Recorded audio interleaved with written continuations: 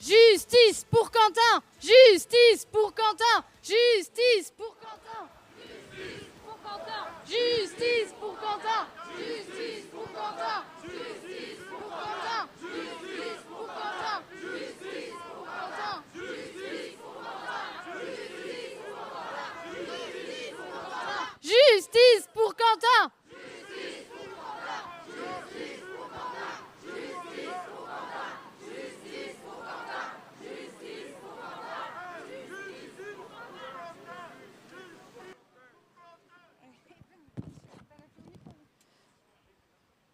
Quand j'ai monté le collectif Némésis, il y a maintenant 6 ans, je n'aurais jamais imaginé que je devrais un jour enterrer un jeune homme venu pour nous protéger. Le collectif Némésis est une association de victimes. Nous dénonçons les violences faites aux femmes. Nous dénonçons toutes ces violences qui sont trop souvent mises sous le tapis. Nous refusons aujourd'hui d'être considérés comme de la chair à canon par des politiques migratoires qui ne sont pas maîtrisées, et nous avons décidé de le dire. Et pour ça, aujourd'hui, on se fait tuer. Nous avons décidé aujourd'hui de ne pas nous taire. Nous ne voulons pas être des énièmes victimes.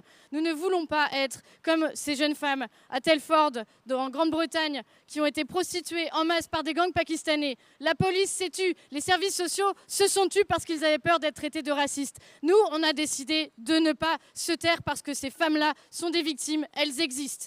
En France également, aujourd'hui, il y a un certain nombre de violences qui sont tues. Aujourd'hui, notre association est persécutée. Nous sommes recluses sur une place car nous n'avons pas le droit de manifester avec les autres associations féministes. Aujourd'hui, simplement parce que nous sommes une association de victimes qui ne sert pas le discours du gouvernement, qui ne sert pas le discours de ces gouvernements qui se succèdent depuis 40 ans et qui ont fait tomber notre pays, qui aujourd'hui nous forcent à sortir avec des gazeuses dans la rue pour nous protéger parce qu'ils sont incapables de le faire. Eh bien, à cause d'eux, aujourd'hui, nous sommes persécutés. À cause d'eux, aujourd'hui, nous nous faisons tuer. Et ça, c'est quelque chose que nous n'accepterons jamais parce que, vous pouvez en être sûrs, jamais nous ne nous tairons.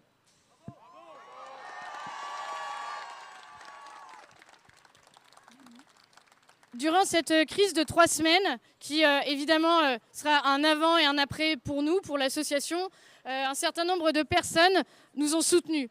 Je voudrais aujourd'hui parler du Rassemblement national, de Reconquête, des élus, de certains élus des Républicains, les plus courageux, parce qu'il n'y en a pas forcément beaucoup, et qui aujourd'hui sont là pour certains, qui nous ont soutenus, qui ne nous ont pas lâchés. Je voudrais rappeler aussi un certain nombre de choses.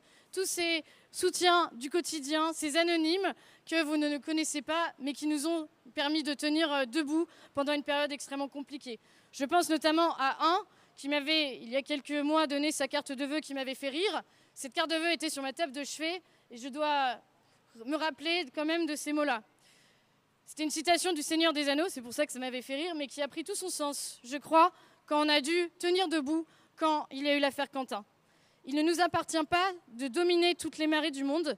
Notre tâche consiste à faire tout notre possible pour sauver les années dans lesquelles nous vivons, en éradiquant le mal des champs que nous connaissons, afin de laisser à ceux qui viendront après nous une terre saine et propre à cultiver.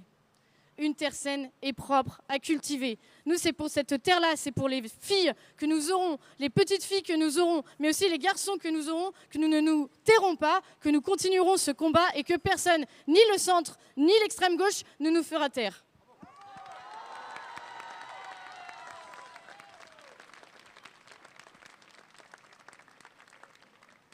Durant la manifestation, qui est donc statique, il va y avoir plusieurs témoignages de femmes qui ont été victimes, mais aussi d'élus courageux qui sont là aujourd'hui auprès de nous et leur soutien est vraiment important. Je voudrais, dans un premier temps, qu'on applaudisse très fort Marion Maréchal.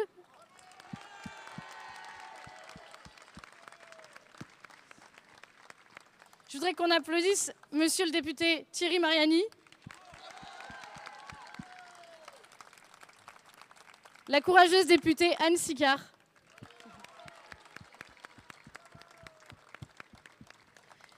Et tous ceux qui aujourd'hui sont là pour nous soutenir, mais aussi ceux qui n'ont pas forcément pu faire aujourd'hui le trajet pour être avec nous. Aujourd'hui, je vais passer la parole également à Mathilda, qui a énormément œuvré durant cette crise et qui avait quelques mots qu'elle avait envie de dire aujourd'hui. Tu veux que je parle maintenant ?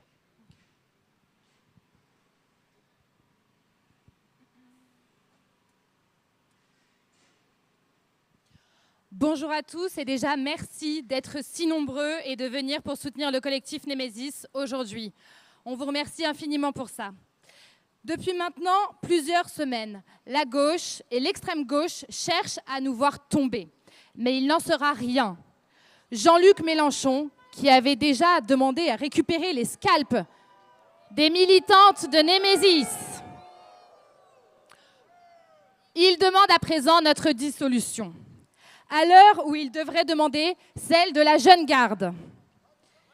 C'est la jeune garde qui assassine, ce sont ses membres qui ont lâché Quentin dans les rues de Lyon, et ce sont ces mêmes membres qui sont les collaborateurs parlementaires de Raphaël Arnaud.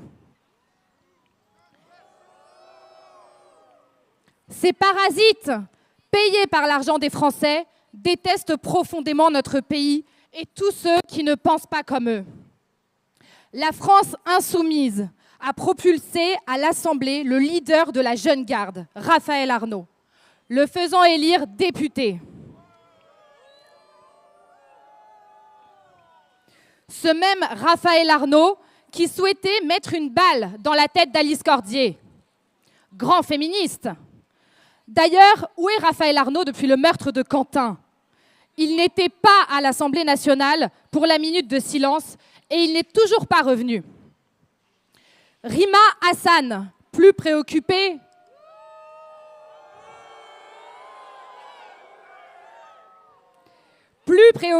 par la situation en Palestine que par le pays pour lequel elle est élue,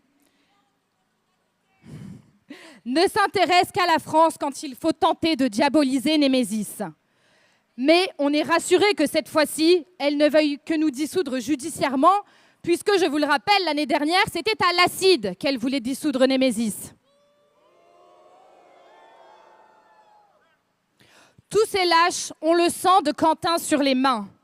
Et aujourd'hui, je vous le dis, les gentils, c'est nous, c'est vous et c'est tous ceux qui sont présents.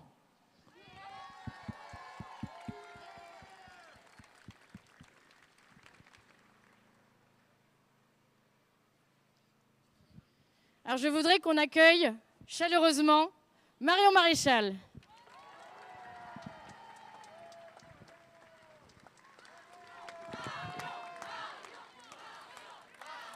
Merci à tous et à toutes. Merci, j'ai tenu à être présente sur cette estrade aujourd'hui plus que jamais parce que je crois qu'il nous faut tous être solidaires des courageuses militantes du collectif Némésis.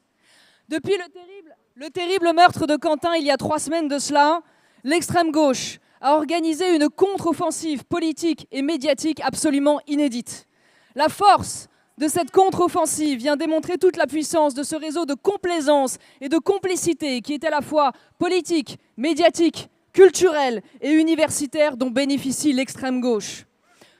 Nous vivons un processus d'aversion accusatoire absolument abject. C'est Quentin. Oui, c'est bien Quentin qui a été lynché à mort par la jeune garde, mais c'est à lui qu'on fait un procès, jusqu'à lui reprocher, il y a 2 jours de cela, de ne pas être mort de suite, d'avoir du sang sur les mains, son propre sang. Et ne vous y trompez pas, chaque fois qu'ils répètent dans leurs manifestations ou dans leurs meetings « Siamo tutti antifascisti » en tapant dans les mains, ce sont bien les assassins de Quentin qu'ils applaudissent. Et on le voit bien, après avoir concédé une minute de silence, désormais, Mélenchon et les siens semblent expliquer, justifier, quasiment légitimer la mort de Quentin de Ranc. Dans ce déferlement de haine, dans ce torrent de propagande et de mensonges, le collectif Némésis est la cible centrale des attaques de LFI qui va même jusqu'à demander sa dissolution. Et qui fait le sale boulot? Le journal L'Humanité. L'Humanité, celui-là même qu'il y a 1 an de cela. L'Humanité qui, il y a 1 an de cela, avait lancé la pétition de soutien à la jeune garde. Oui, ceux qui ont défendu, qui ont choyé les assassins de Quentin, qui se sont mobilisés contre la dissolution de la jeune garde, voudraient aujourd'hui nous dire que ce sont les militants du collectif Némésis qui représentent un danger pour notre pays. Pire encore, c'est maintenant le ministre de l'Intérieur, Laurent Nunez, qui se fait le relais de l'extrême gauche en envisageant cette dissolution. Eh bien moi, je sais Je sais ce que traversent les militants du collectif Némésis depuis 3 semaines. Je sais le malheur et la tristesse dans lesquels elles sont plongées. Je sais la haine et la violence qui s'abattent sur elles. Et pour moi, c'est justement au moment où elles sont désignées comme cibles que c'est un devoir politique d'être ici à leur côté. Merci Alice, merci à vous toutes. Vous êtes courageuses, vous vous battez pour toutes les femmes qui n'ont pas de voix, pour toutes les victimes oubliées, pour toutes celles dont on veut taire l'agresseur pour ne pas nuire au mythe du vivre ensemble. Vous êtes insupportables à toutes ces associations pour qui le féminisme ne peut rimer qu'avec gauchisme et jamais avec patriotisme, car vous mettez à nu tous leurs mensonges et toute leur lâcheté. Et si je vous remercie aujourd'hui, ce n'est pas seulement en tant que femme, mais c'est aussi en tant que mère, car vous vous battez également pour mes filles et pour toutes les petites filles de France. J'appartiens à une tradition politique où l'on n'a pas oublié que quand le pays vacille, quand tout semble perdu, quand tous ont renoncé, les femmes aussi peuvent revêtir une armure. Votre combat est juste, continuez. Nous sommes des millions de Français et de Françaises à vos côtés.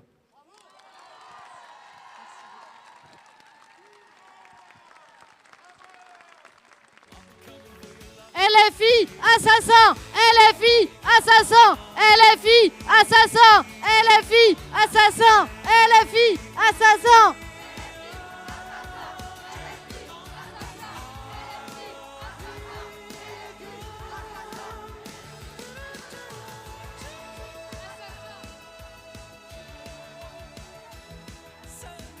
Nous aimerions maintenant accueillir le député Thierry Mariani qui est venu nous soutenir courageusement. Merci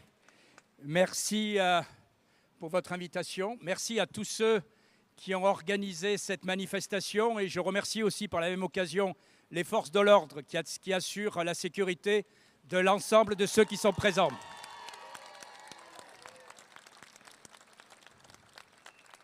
Il y a plus de 2000 ans, les Gaulois ont établi sur ce territoire qui est aujourd'hui Paris une magnifique cité sur les bords de la Seine qu'ils avaient représentée sous les traits d'une déesse généreuse. Puis, converti au christianisme, Paris s'est placé sous la protection de Sainte Geneviève, qui incarna et protégea la ville des Huns. Ces hordes barbares venus d'ailleurs pour piller, saccager, violer, tuer. Elle arriva à convaincre leur chef Attila d'épargner la ville et depuis, nous lui vouons une dévotion particulière. Après Geneviève, après Jeanne d'Arc, après d'innombrables inconnus qui n'ont jamais démérité, ce fut au tour de Marianne d'exprimer l'esprit, l'intellectuel, sophistiqué, politique, parfois rebelle des Françaises que Némésis continue aujourd'hui de perpétuer. En ce 8 mars, ce sont toutes ces femmes qui, hier comme aujourd'hui, ont fait le sel de notre nation que nous célébrons ensemble. Aujourd'hui, malheureusement, vous l'avez dit, les femmes voient partout leur liberté s'amenuiser. Les barbares d'aujourd'hui ne sont plus les Huns, mais ils menacent tout autant notre société, notre civilisation, notre liberté. L'insécurité, le harcèlement et l'affirmation de l'islamisme sont autant de Huns que nous devons combattre, autant de symboles de barbarie contre lesquels nous avons besoin de figures militantes que vous incarnez à Némésis. Alors, si nous honorons aujourd'hui ces grandes femmes, ces grandes personnalités du passé, nous honorons aussi celles qui, comme vous, aujourd'hui, se dressent maintenant contre ces menaces terribles et grandissantes qui bénéficient de la complicité d'une partie du personnel politique français. Merci à vous, collectif Némésis, merci à toutes celles et à tous ceux qui, comme vous, se dressent contre ces menaces. Merci aux courageuses et aux courageux, aux déterminés, merci aux exemplaires, merci à tous ceux qui refusent de baisser les bras. Évidemment, en pensant aux militants engagés, nous avons tous une pensée en ce moment pour Quentin, assassiné, car il n'y a pas d'autre mot, assassiné par l'extrême gauche. Aux barbares de dehors se joignent désormais les barbares du présent et de l'intérieur. Face à eux, face aux lâches, face aux pessimistes, nous avons besoin de toutes les forces vives et de toutes les bonnes volontés pour gagner et pour faire en sorte que la France reste française. Gagner non pas pour servir un intérêt partisan, mais pour retrouver la tranquillité que chacun et chacune mérite. Gagner pour honorer toutes celles et tous ceux qui nous ont précédés et, comme vous l'avez dit, pour assurer l'avenir à toutes celles et à tous ceux qui nous succéderont. Et comme Marion, j'ai une pensée aussi pour mes enfants. Ces combats, nous les partageons. Ces combats nous unissent autour d'un bien commun qui nous dépasse, qui nous oblige. Car obligés, nous le sommes envers nos mères, nos pères, nos sœurs et nos frères. Indubitablement, Quentin était un frère, un fils tombé, dont à chaque évocation de sa mémoire, nous répondons présent et dont chaque seconde, nous devons demander justice et exiger justice pour ceux qui l'ont lâchement assassiné. Car, comme nous le disons, merci à toutes celles et à tous ceux qui s'engagent pour notre cause. Nous osons dire aujourd'hui plus que jamais merci Quentin. Merci aussi à Alice et à vous toutes qui êtes l'honneur des femmes françaises. Continuez, votre combat, c'est celui de l'avenir. C'est aussi celui pour que la France reste un pays exemplaire pour toutes les femmes et aussi pour les hommes. Merci.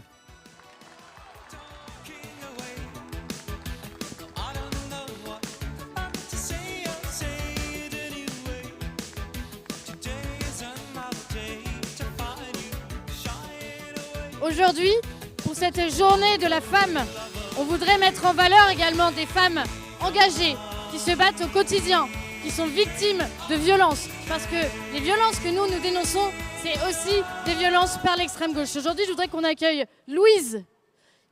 Applaudissez Louise. Militante de l'UNI, porte-parole de l'UNI, qui va venir témoigner de ce qu'elle subit au quotidien pour son engagement. Bravo Louise.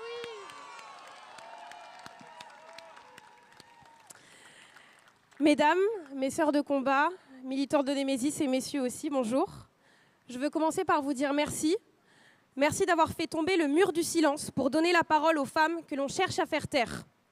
Merci, car vous n'êtes pas seulement un collectif, mais le cri de survie de la femme française qui refuse de devenir une étrangère sur sa propre terre.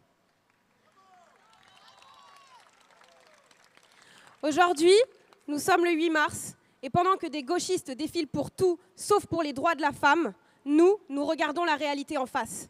Alors soyons clairs, le danger a un nom, il a un visage, et il est le fruit de politiques laxistes qui nous ont trahis. Nous vivons un choc des cultures sans précédent. On a accueilli sur notre sol des milliers d'hommes issus de sociétés où la femme est niée, enfermée et possédée.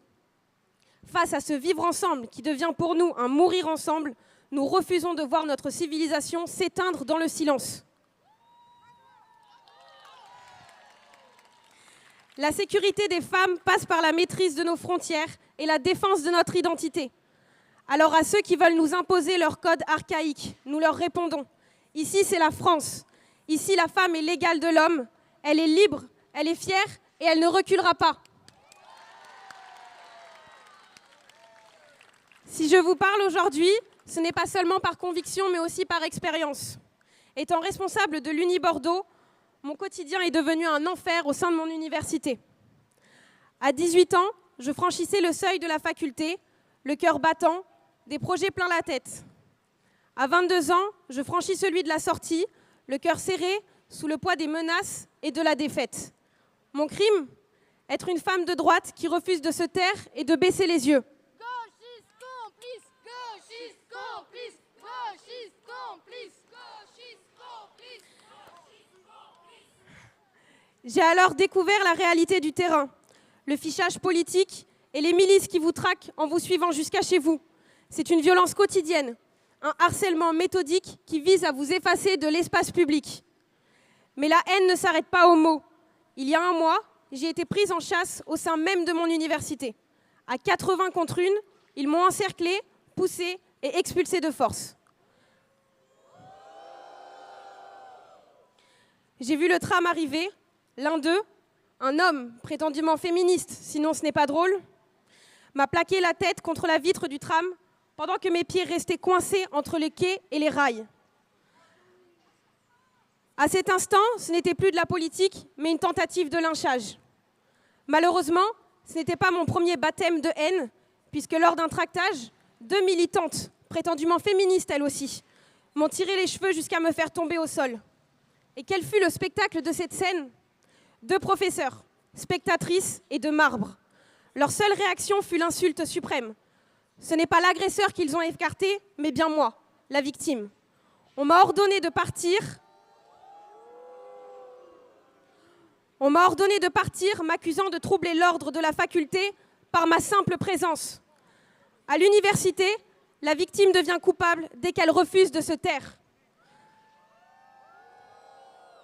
Et le plus grave, ce n'est pas seulement la fureur de ces milices, mais bien le silence de plomb qui règne au sein de l'enseignement supérieur.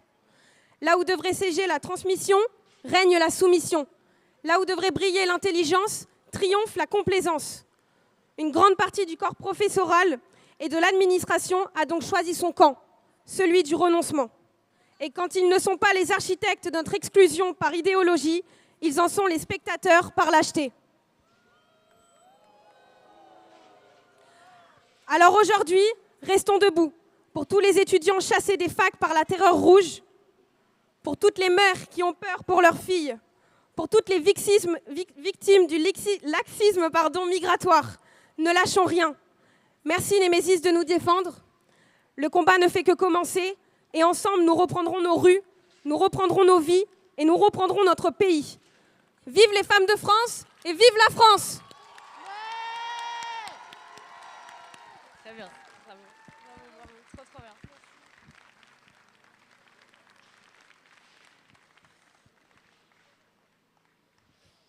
Pour cette journée de la femme, nous mettons en avant des femmes de droite qui se font lyncher au quotidien.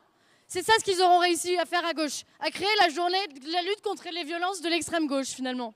Alors aujourd'hui, j'aimerais qu'on invite Yona à venir nous rejoindre, qui a quelques petites choses à vous raconter depuis que Jean-Luc Mélenchon a décidé de placer une cible sur notre dos.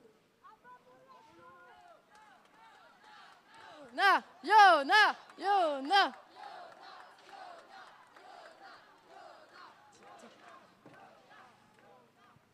Waouh.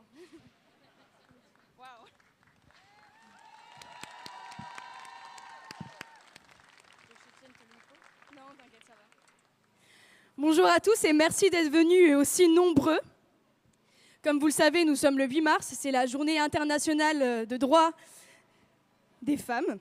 À l'autre bout de Paris, les gauchistes défilent par dizaines de milliers, sous tous les prétextes possibles, menant tous les combats pseudo-féministes qu'ils peuvent inventer, sauf un, le plus important, la sécurité des femmes françaises.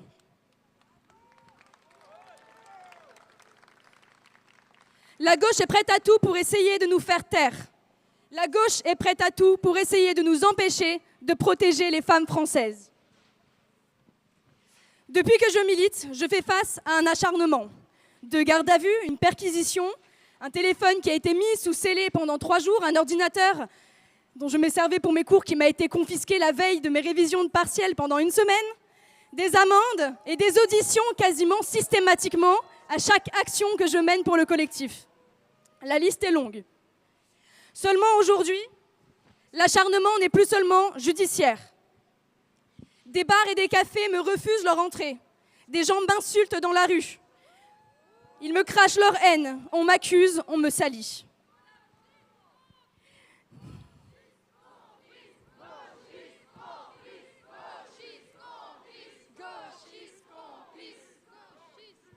Les réseaux sociaux déversent des tombereaux d'horreur et de haine. Mais ces lâches ne s'en prennent plus seulement à moi. Leur nouvelle cible, c'est ma famille.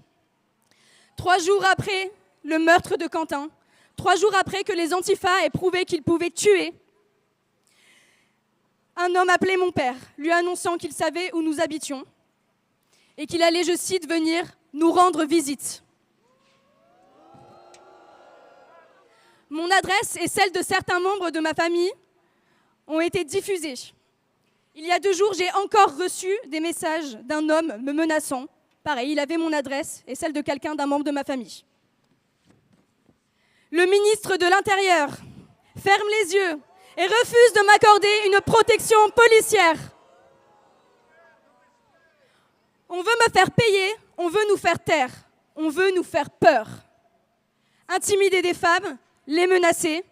Voici le combat des courageux locataires de la place de la République.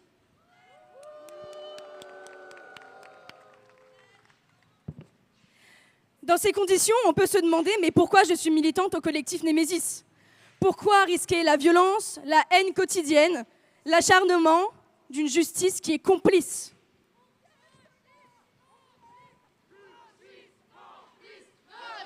Complice.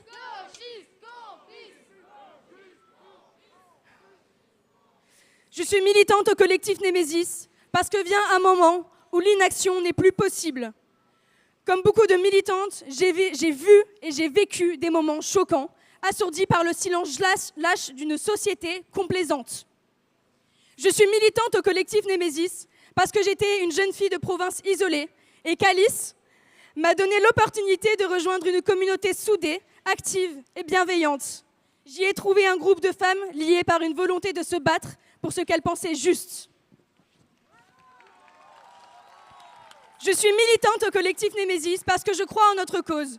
Et c'est pour ça que demain, comme aujourd'hui, et peu importe les menaces de la gauche ou le harcèlement judiciaire, je parlerai pour la cause de toutes les femmes. Et vous qui êtes là aujourd'hui, vous aussi vous le ferez. Nous ne faisons que commencer. Pour nos mères, nos sœurs et nos filles. Merci de m'avoir écouté. Tu peux rester.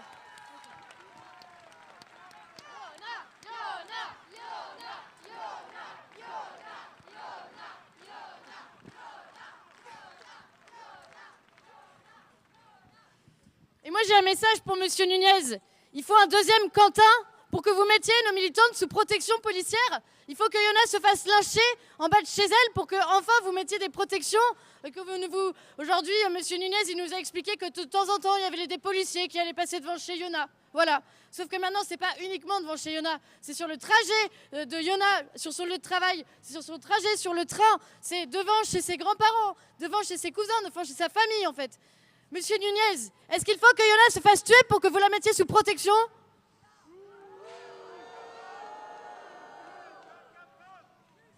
Et parce que visiblement, nous ne sommes pas une association féministe et qu'à l'autre bout de Paris, on a des associations qui, pour la journée des luttes contre les violences faites aux femmes, vont lutter contre le sionisme, contre le racisme et ne vont plus jamais parler des luttes contre les violences faites aux femmes. Et bien nous avons 2 femmes courageuses qui ont décidé de venir témoigner parce que nous les avons aidées, que nous les avons accompagnées, que nous les avons écoutées parce que Némésis, c'est ça. Nous, on est une association de victimes. Nous ne sommes pas autre chose et nous n'avons pas vocation à être autre chose, que ça plaise ou pas à Monsieur Nunez ou à Monsieur Mélenchon. J'y vais ? Non, tu peux rester si tu veux.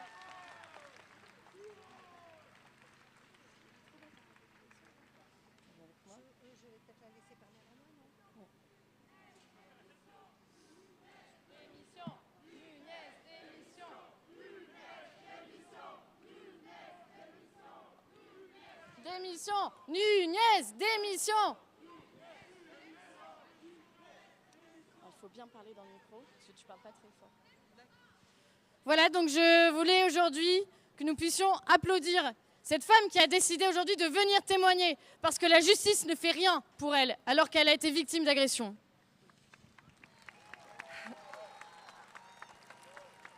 Bonjour à tous. Bonjour à tous. Je témoigne en fait parce que je me suis fait violer par 2 OQTF kurdes. Ils ont été 3 ans en détention provisoire et le juge de Beauvais les a laissés en liberté et voilà, pour un manque de preuves.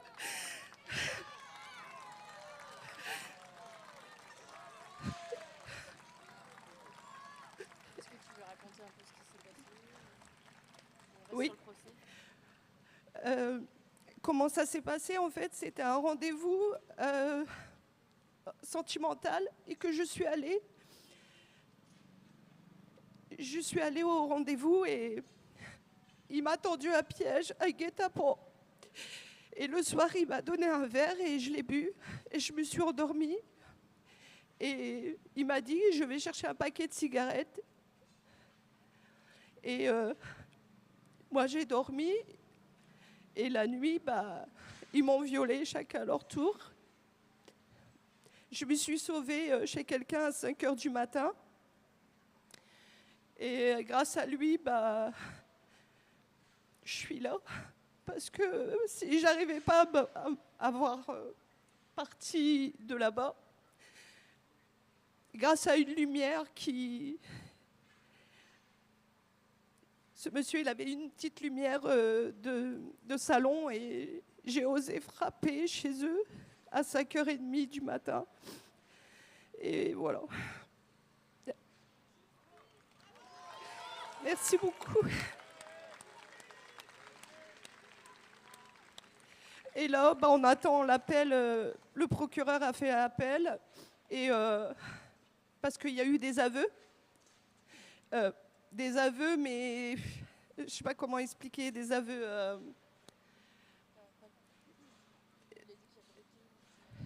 Mais en fait, il dit qu'il regrette, qu'il n'y a pas une nuit qui pense à ce qu'ils ont fait. Et malgré ça, le juge les a laissés en liberté. Voilà. J'ai le sentiment qu'il n'y a pas de loi, de justice. Il n'y a rien eu pour moi. J'ai l'impression heureusement que le procureur a fait appel parce que je ne serais plus là. J'ai arrêté de manger pendant 10 jours parce qu'il n'y avait pas eu de justice pour moi. Donc quand j'ai su que le procureur a fait appel, je me suis dit... c'est une nouvelle chose pour moi. Parce que ces gens-là, ils ont violé moi, mais maintenant, ils sont quand même jeunes, ils peuvent violer d'autres femmes. Et en plus, je voulais aussi dire que pendant le tribunal, quand je parlais au juge, ils rigolaient, tous, les deux. Ils rigolaient comme des... Je sais pas. Voilà. Application des OQTF. Application des OQTF. Application des OQTF. Application des OQTF. Application des OQTF.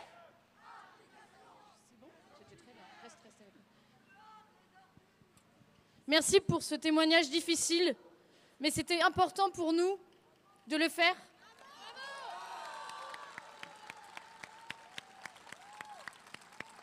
Parce que derrière ce qu'ils appellent des faits divers, en fait, il y a des victimes. Derrière des OQTF, il y a des victimes. Derrière chaque décision de justice qui les laisse dehors, il y a des victimes. Aujourd'hui, nous ne voulons pas une de plus. Pas une de plus. Pas une de plus. Pas une de plus. Pas une de plus. Pas une de plus. Pas une de plus. Nous allons aussi... t'accueillir. On se connaît maintenant depuis un petit bout de temps, Catherine. Merci beaucoup d'être là et tu vas nous révéler aussi un témoignage que déjà certains d'entre vous connaissent et qui est très parlant, qui donne tout sens à notre combat. Bonjour à tous. Donc, en 2018, après 10 jours de recherche intensive, la recherche de ma fille, et devant l'incompréhension de la police, mais après, ils ont été formidables. On me disait qu'elle avait fugué. Moi, je savais qu'elle n'avait pas fugué. 35 ans, 2 enfants, je le savais. Mon cœur de mère le savait.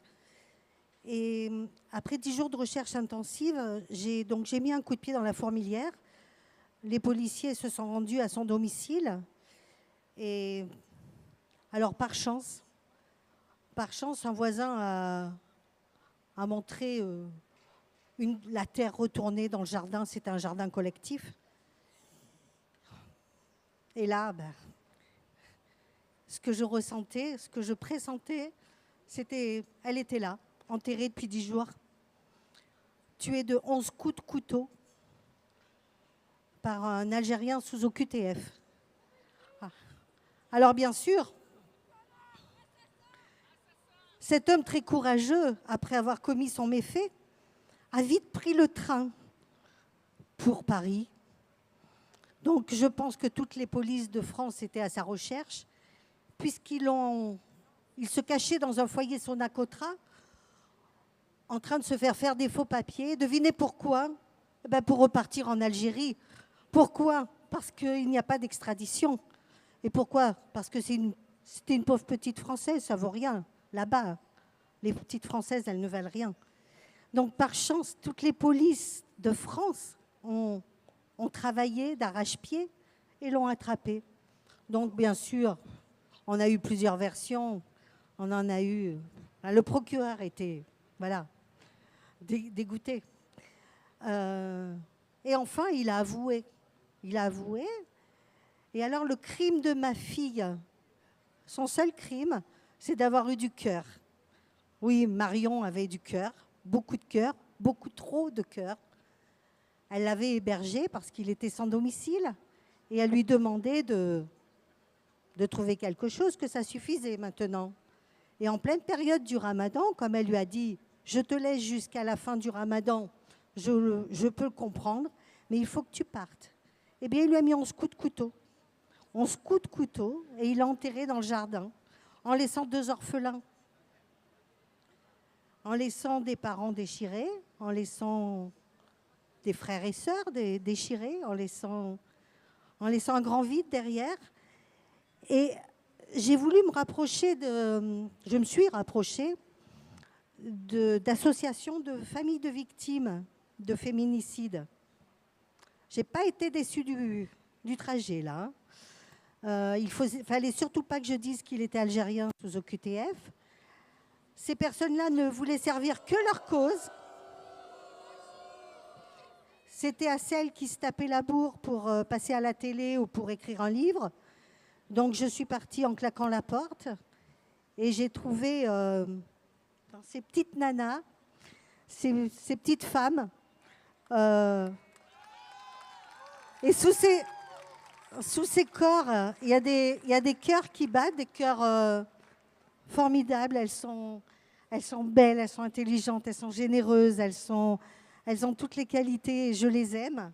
Et je les aime du fond du cœur. Et moi, je me bats. J'ai 5 petits-enfants. Hein. Bon, maintenant, moi, je ne me bats pas pour moi parce que moi, je n'ai plus rien à craindre. J'ai peur de rien, en fait. Vous savez, les gauchistes ne me font pas peur. Personne ne me fait peur maintenant. Mais j'ai 5 petits-enfants, dont une seule petite fille. Et si je dois donner jusqu'à ma dernière goutte de sang pour elle, je le ferai. Je me battrai. Je me battrai pour que jamais, jamais, elle n'ait à subir soit des violences, soit pire que des violences, la mort. Parce qu'après la mort, il reste des êtres humains qui sont désemparés. Alors moi, j'ai trouvé la force. Hein. On me demande comment je fais pour tenir. Eh bien, voilà, elles sont là. Elles sont là et je crois en elles. Même si à chaque meurtre, à chaque décès d'enfants, de jeunes, de femmes, ça me replonge inévitablement dans ce cauchemar. Et je voudrais aussi, et à chaque fois je le dis, je voudrais vraiment tirer mon chapeau à la justice de ma ville, hein, parce que je suis de province, je ne suis pas du tout de Paris. La justice a super bien travaillé, a fait son travail. Il y a eu un procès en 2021. Il a pris 25 ans de prison. Malheureusement, sans peine incompressible. Je pense qu'il peut demander sa libération à tout moment.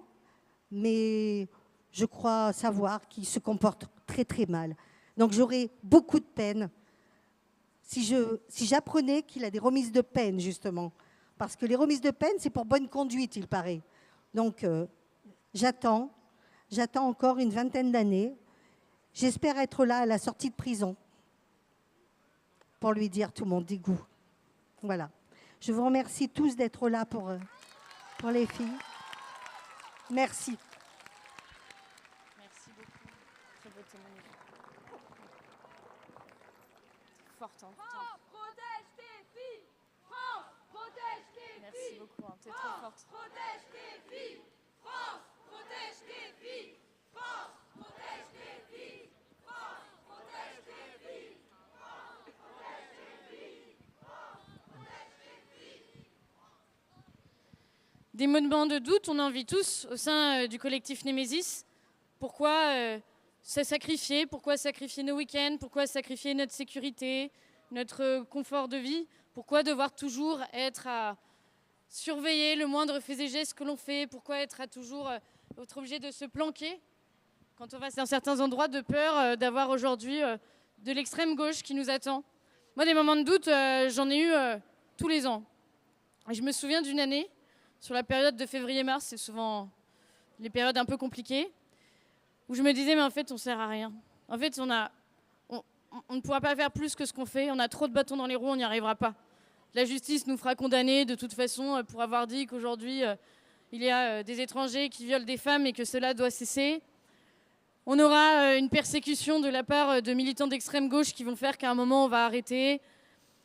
À chaque fois, à chaque grande crise, il y avait évidemment des moments de doute. Et puis ce jour-là, je me suis dit, je vais arrêter. Voilà.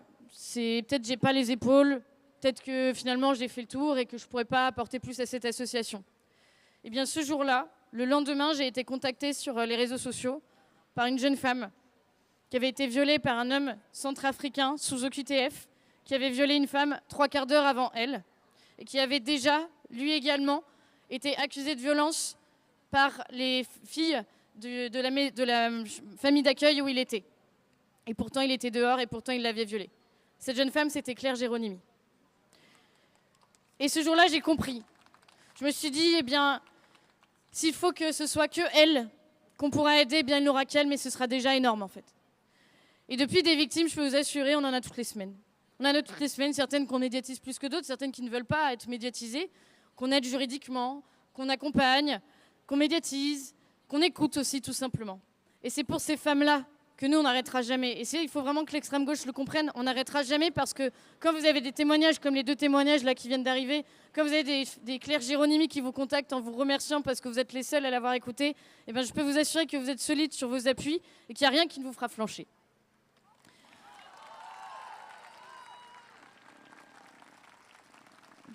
Et parce qu'on n'a pas fini d'entendre parler de nous, on a même ouvert 2 sections à l'étranger.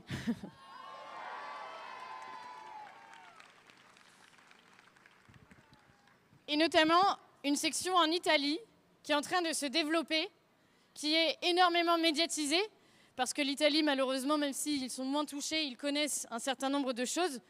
Et aujourd'hui, je voudrais les faire intervenir. Les filles, je vous demande vraiment d'applaudir Georgia.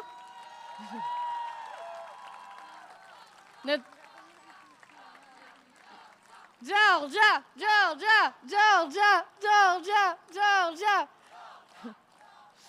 Notre belle porte-parole italienne qui courageusement est en train de développer Némésis en Italie.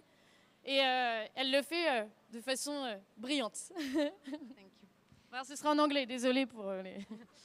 Sorry for my English. Bonjour à toutes. I'm Giorgia, porta-parole for Nemesis Italia, and we are grateful to be here today. In Italy, the left does not admit the link between irregular immigration and the safety of women. Left-wing feminists and Antifa prefer to defend only those who have been raped or killed by white men. The Collettivo Nemesis Italia has been fighting for a year now to support all women, no one excluded. Long live Italy, long live France, and long live Europe. Thank you.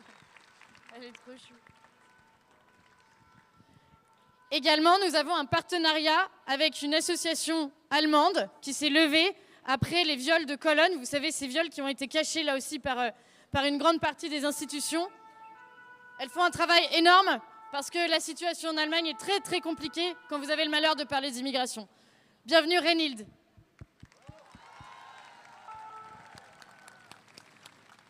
Thank you so much for having us today. It's now 10 years ago we had the big gang rape in Cologne. I think everyone knew and everyone since then is careful going outside, and the situation hasn't changed since then. It even got worse in Germany. We had about 128 rapes in cases of sexual assault in 2024, 2 gang rapes every day. And the only thing women do today, the feminist movements in Germany do today, is having a bike ride against sexism and racism in Berlin, or like a demonstration for Flinta plus people, so for everyone who wants to be a woman today, but obviously is not. So we're so glad to stand here together with you all, because we know the situation is worse in Paris, in Cologne, in Berlin, in Italy. And yeah, thank you so much for having us today. And thank you all. You are brave, you're stunning, and we have to stay together to make Europe great again.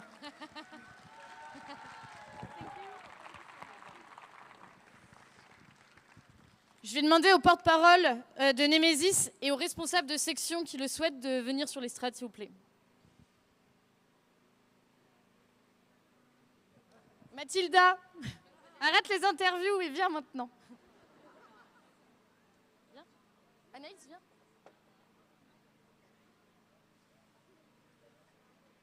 Anaïs.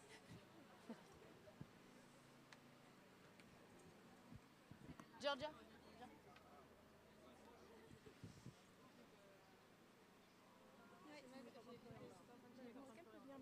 Oui, masqué, oui, bien sûr.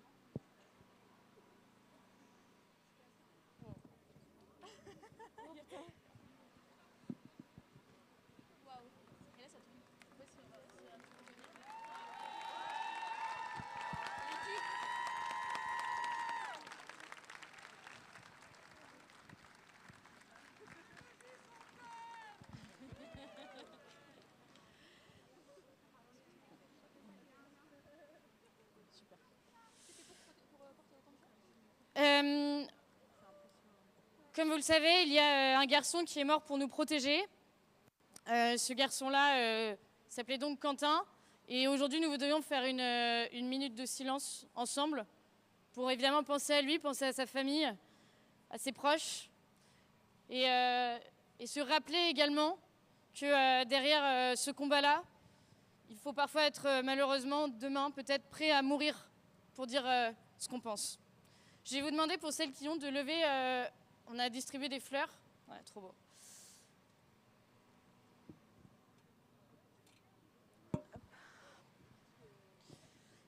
Est-ce qu'il y a le portrait de Quentin ? Ouais.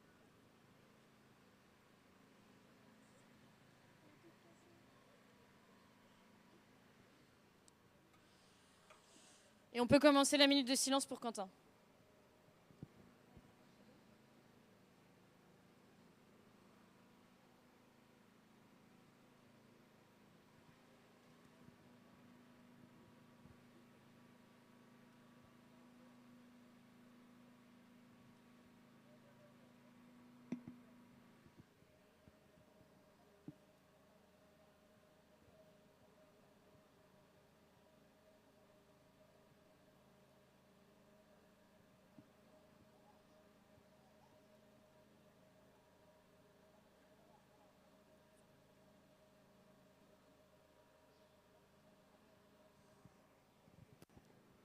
Quentin a vécu 23 ans comme un lion, quand certains, pendant toute une vie, vivent comme des moutons. Et je pense que sa mise à mort doit aussi nous rappeler l'exemplarité de certains qui sont prêts à se donner pour une cause.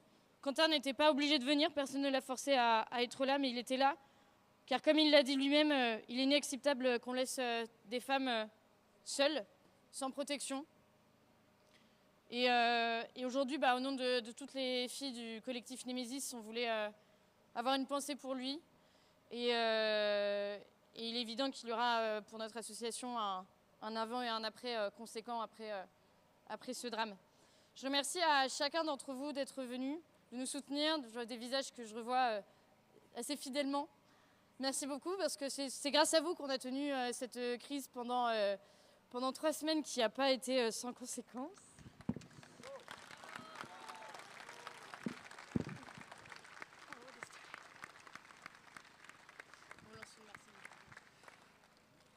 On vous remercie tous chaleureusement pour votre présence et on va lancer une petite Marseillaise pour finir ce rassemblement.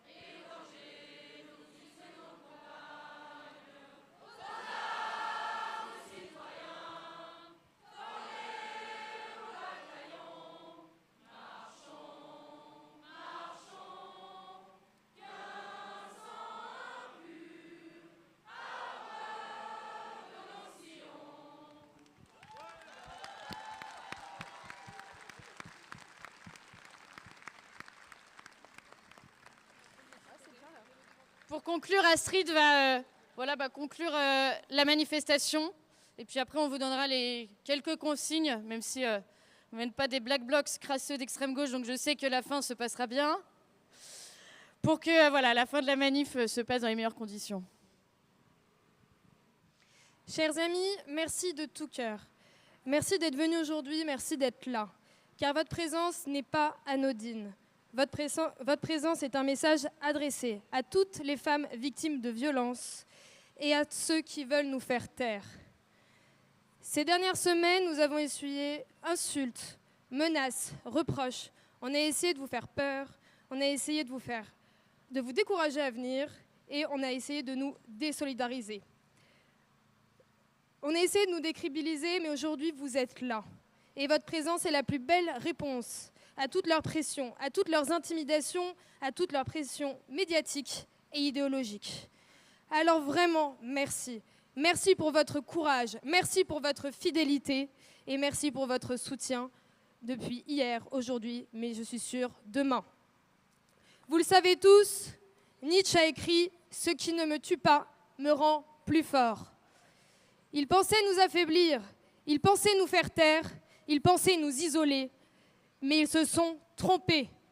Oui, ils ont tué Quentin, et cela nous ne l'oublierons jamais. Mais ils nous ont effectivement rendus plus forts. Car en essayant de nous diviser, ils nous ont rapprochés. En essayant de nous fragiliser, ils nous ont renforcés. En essayant de nous diaboliser, ils nous ont légitimés. Et regardez autour de vous. Votre présence aujourd'hui est la preuve qu'ils ont échoué. Maintenant, nous allons rendre un dernier hommage à Quentin en lui disant merci. Merci d'être venu protéger nos militantes. Nous ne l'oublierons jamais.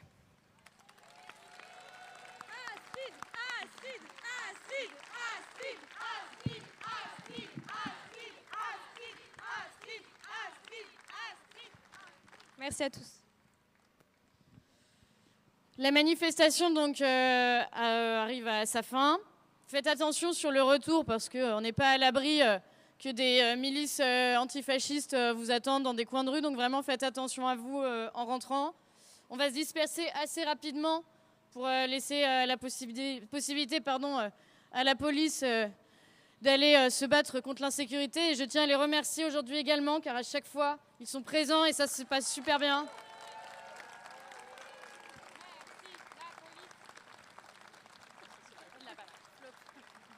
Et si à l'extrême gauche, ils veulent vous mettre en prison, sachez que nous, en tout cas, on vous soutient et on vous soutiendra toujours.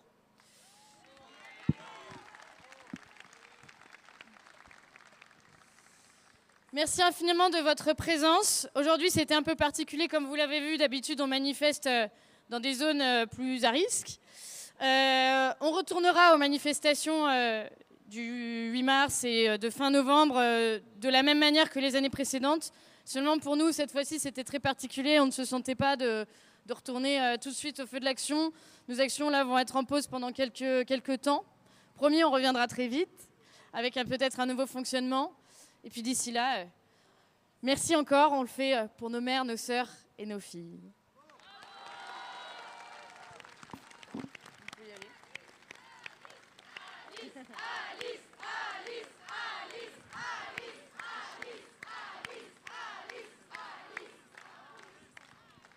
Voilà, je vous invite à partir tranquillement. Et puis voilà, merci beaucoup à chacun d'entre vous.